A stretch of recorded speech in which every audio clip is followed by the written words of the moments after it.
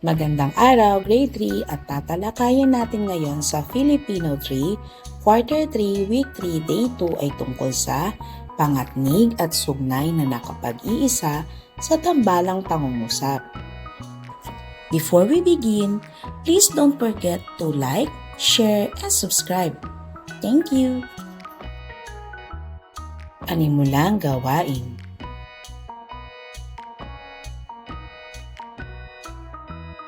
Kamusta mga bata? Pinag-aralan natin kahapon ang nagbibigay ng sanhi at bunga.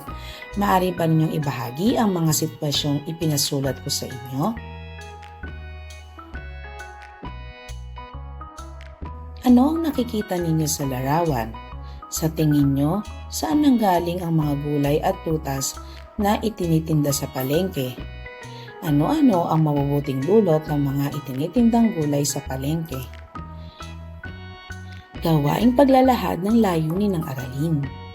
Bakit mahalaga ang pagsasaka? Mahalaga ang pagsasaka sa ating komunidad dahil dito, nagkakaroon tayo ng pagkain at natutugunan natin ang iba pang pangangailangan.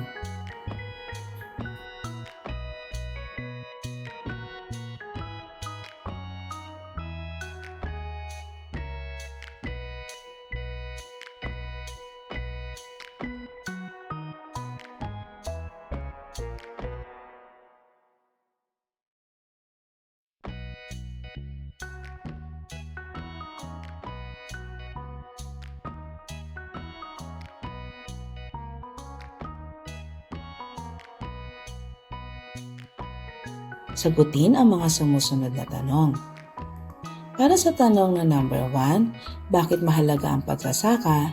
Mahalaga ang pagsasaka dahil nagbibigay ito ng pagkain at tumutugon sa pangangailangan ng komunidad.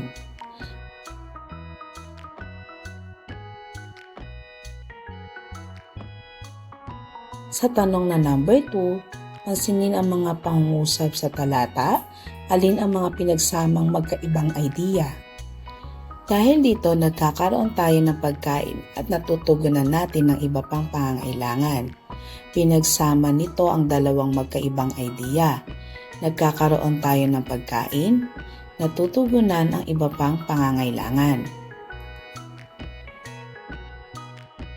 Gawaing pag-unawa sa mga susing salita. Ipabasa ng may tatas ang mga pangungusap.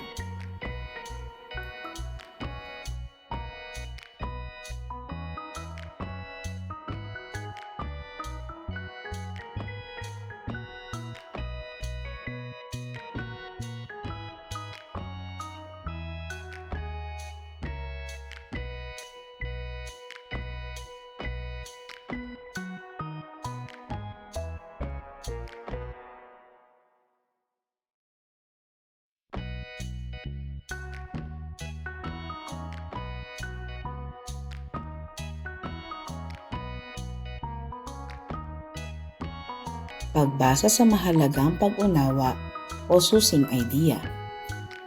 Basahin ang mga pangungusap mula sa parabolang binasa natin kahapon.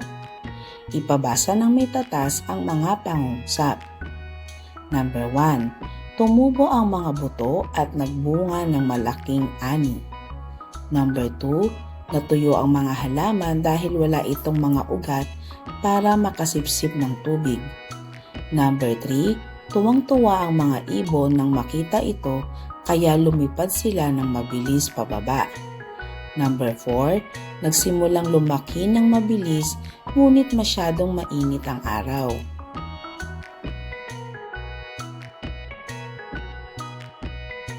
Ang mga salitang at, dahil, kaya at ngunit ay ginagamit upang pag-ugnayin ang mga idea sa loob ng pangungusap.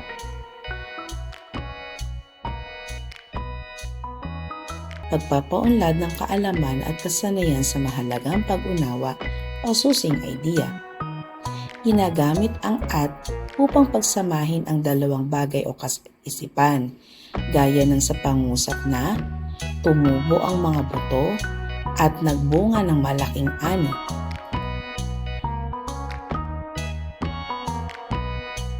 Ang dahil naman ay nagpapakita ng sanhi o dahilan tulad ng natuyo ang mga laman dahil wala itong mga ugat para makasipsip ng tubig. Kasunod nito ang kaya. Ang kaya ay ginagamit upang ipakita ang bunga ng isang pangyayari. Tuwang-tuwa ang mga ibon nang makita ito, kaya lumipad sila ng mabilis pababa. Samantalang ang ngunit ay ginagamit upang ipakita ang kaibahan o pagsalungat sa dalawang idea. Nagsimulang lumaki ng mabilis, ngunit masyadong mainit ang araw. Sa pamamagitan ng mga salitang ito, ginagamit ang mga ito bilang mga pananda sa mga tambalang pangungusap at nagiging mas malinaw at maayos ang daloy ng mga pangungusap at kaisipan sa isang talata. Pag-usapan ng wastong pang-ugnay na dapat gamitin sa mga sumusunod na halimbawa. Tukuyin din ang mga sugnay na nakapag-iisa.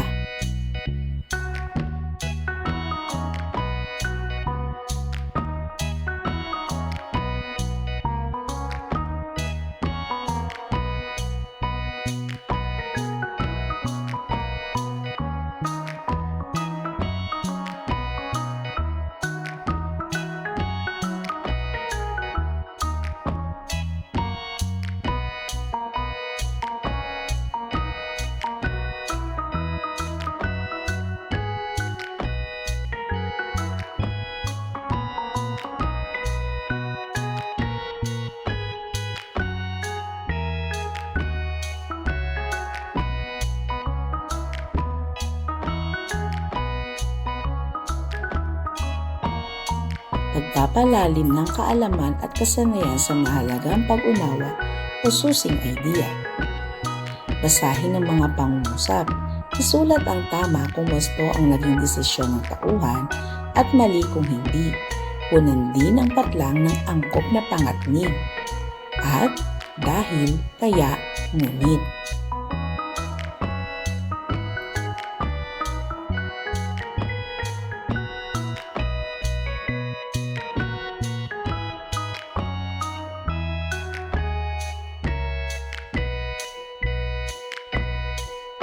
Paglalahad at paglalapad. Tukuyin ang pangatnig na ginamit sa tambalang pangungusap. Bilugan ang mga ito.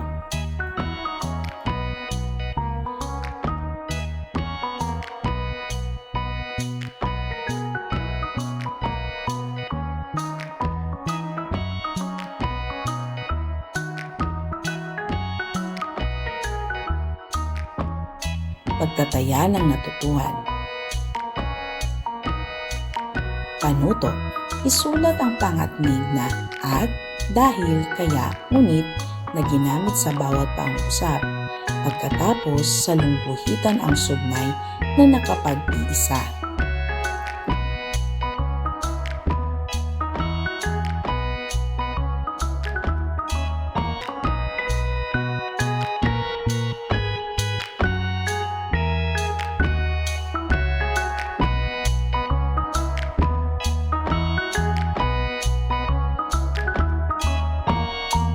Narito ang mga sagot.